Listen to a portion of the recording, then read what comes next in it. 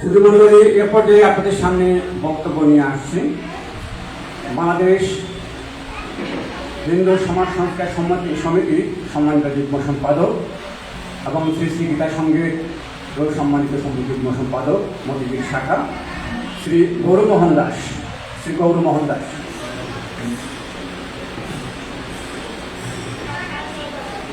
দয়া করে আমি সভাপতি সাধারণ সম্পাদক বলে অনুমতি দিলেন যারা এই বক্তৃতা আসবেন দয়া করে সংক্ষিপ্ত করে বক্তব্য রাখেন। ওম তৎসৎ। ওম মূকং করোতি বাচালং পঙ্গুং লঙ্ঘয়তে গিরিম যৎকৃপাতমহং বন্দে পরমানন্দ মাধবম। ওম নমো ভগবতে বাসুদেবায়। বাংলাদেশ সচিবালয়ে পূজা উদযাপন পরিষদ ও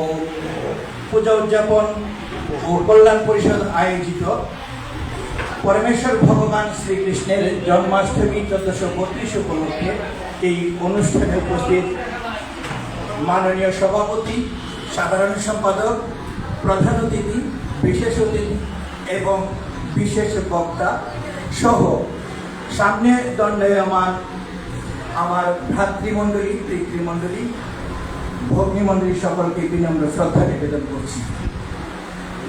শুভ জন্মাষ্টমী। আমরা পরমেশ্বর ভগবানের জন্মদিন পালন করি বা জন্মতিথি পালন করি, এ আমাদের এক দুঃসাহস। আমরা আমাদের সন্তানদের জন্য জন্মদিন পালন করে শুভকামনা জানাই, মঙ্গল প্রার্থনা করি, কিন্তু ভগবানের জন্মদিনে আমরা কি প্রার্থনা করি? আমরা ভগবানের জন্য শুভকামনা জানাই না, আমরা চাই পরমেশ্বরের গুণ আদর্শ যেন আমরা ধারণ করতে পারি। এই জন্যে ভগবান এই পৃথিবীতে এসেছিলেন, সেটাই আমরা স্মরণ করছি মাত্র। এবং ওই দিন থেকে ওই সময় আমরা প্রতিনিয়ত পরমেশ্বরের সাথে যুক্ত থাকার চেষ্টা করি। কেন? আমরা ভগবান বলেছেন এই পৃথিবীতে ভগবান আসেন। কেন আসেন এই প্রশ্ন করলে অনেকের মধ্যে উত্তর পাওয়া যাবে যে পরমেশ্বর ভগবান আসেন লীলা করার জন্য। কিন্তু এই ভক্তিবাদের এই কথাকে আমরা এইভাবে সমর্থন করতে পারি না। কেননা পরমেশ্বর ভগবান গীতায় নিজেই বলেছেন যে আমি 3টা কারণে পৃথিবীতে আসি: দুষ্টের দমন, শিষ্টের পালন এবং সাধুদেরকে পরিত্রাণ করার, ধর্মের সংস্থাপন করার জন্য। 3টা কারণে তিনি এসে থাকেন। এই গীতার কথাকে আমাদের স্মরণ রাখা উচিত। গীতা আমাদেরকে আমাদের জীবন কিভাবে চলবে, সমাজ কিভাবে চলবে, রাষ্ট্র কিভাবে চলবে, সকল নির্দেশনা দিয়েছে শ্রীমদ্ ভগবত গীতায়। ভগবানকে জানার জন্য উত্তম গ্রন্থ একমাত্র এই পরমেশ্বর ভগবানের মুখনিসৃত বাণী শ্রীমদ্ ভগবত গীতা, তাকে আমরা অনুসরণ করব। কিন্তু পরিতাপের বিষয় হচ্ছে আমাদের মধ্যে এই পর্যায়ে এসে, এই সময়ে এসে আমাদের যে বিষয়টিকে আমার খুব মনে চায়, আমাদের মা বোনদেরকে যদি বলা হয় যে পরমেশ্বর ভগবানের কোন দৃশ্যটাকে আপনি বেশি পছন্দ করেন, আমরা মূলত দৃশ্যগুলিকে ধারণ করি বা ছবি তুলি। কেন? বিশেষ মুহূর্তকে মনে করার জন্য, আমার স্মৃতিতে আনার জন্য। পরমেশ্বর ভগবানের এইরকম বিভিন্ন লীলাময় স্মৃতি রয়েছে, সেই স্মৃতিগুলিকে আমরা খুব ভালোবাসি। মায়ের বোনদেরকে প্রশ্ন করলে দেখা যাবে এই ব্যানারে দেখতে পাচ্ছেন যে নারগোপালকে দেখতে পাচ্ছি, কিংবা মা যশোদা যখন তাকে কানের ধরে বেঁধে রাখছেন, সেই ছবিগুলিকে আমরা ভীষণ ভালোবাসি। কিন্তু আমাদের এই জন্মাষ্টমীতে আমরা যখন আমাদের সন্তানের জন্য প্রার্থনা করি বা ঈশ্বরের গুণ বা ঈশ্বরের গুণাবলীকে যখন আমরা ধারণ করব, তাহলে এই গুণটা কেন আমরা নিতে পারি না? মাত্র 6 দিন বয়সে পুতনাকে তিনি বধ করেছিলেন। 6 দিন মাত্র বয়স। এটি একটা শিশুর পক্ষে সম্ভব? কখনই নয়। পরমেশ্বরের লীলা ছিল, পরমেশ্বরের শক্তি আছে বলে সেটা সম্ভব হয়েছিল। কিন্তু আমরা এই খেলার ছলে, পরমেশ্বর ভগবান তার বন্ধুদের সাথে খেলার ছলে কালীয় নাগকে দমন করেছিলেন, কালীয় নাগের উপরে উঠে লীলা করেছিলেন, সেই সব দৃশ্যগুলিকে আমরা কম ভালোবাসি। এই দৃশ্যগুলিকে যদি আমাদের সন্তানদেরকে আমরা শিক্ষা দিই, এই দৃশ্যগুলির মর্ম কথা যদি আমরা তাদেরকে শেখানোর চেষ্টা করি, তার মধ্যেও এইরকম একটা দীপ্ত চেতনা হৃদয়ের মধ্যে ধারণ হবে। ভগবান জন্মগ্রহণ করেছিলেন কষ্টের মধ্যে, কংসের কারাগারে। কংসের কারাগারে দেবকী বসুদেব যেভাবে শিকলে বদ্ধ অবস্থায় ছিলেন, আমরা তাদেরকে ভুলে গিয়ে মা যশোদাকে নিয়ে বেশি, নন্দ মহারাজকে নিয়ে বেশি নাচানাচি করছি, তাদেরকেই বেশি জানছি। তার এই কষ্ট থেকে কি আমাদের শিক্ষা নেওয়া উচিত নয়? অবশ্যই আমাদের সেই শিক্ষাগুলিকে আমাদের হৃদয়ে ধারণ করতে হবে। আমি সেটাকে মনে করছি, কারণ আমাদের মধ্যে ওই চেতনাটাই কম। কোন চেতনা? যে চেতনা পরমেশ্বরকে আমি জানবো, তত্ত্ব জানবো।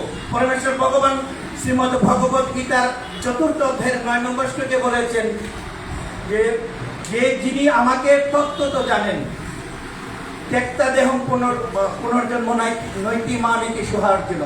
অর্থাৎ যে ব্যক্তি আমাকে তত্ত্ব জানেন, তার আর এই জগতে আসতে হয় না বারবার মৃত্যু বরণের পর।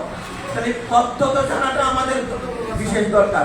আমরা যে জন্মস্থানের কথা বলছি, পরমেশ্বর ভগবানের জন্মস্থানে যাওয়ার জন্য আমার সনাতনী মা ভাই ভাই বোনদেরকে এই আকাঙ্ক্ষা কেন জাগ্রত হয় না যে আমরা এই জায়গায় যাব?